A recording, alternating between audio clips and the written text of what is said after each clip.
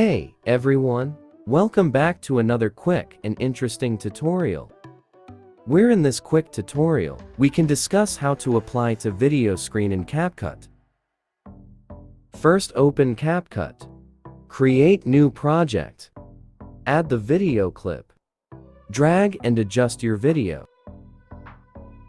Select new video clip. Click Overlay option.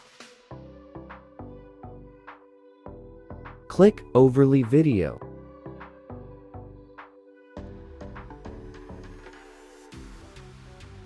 Add a mask effect.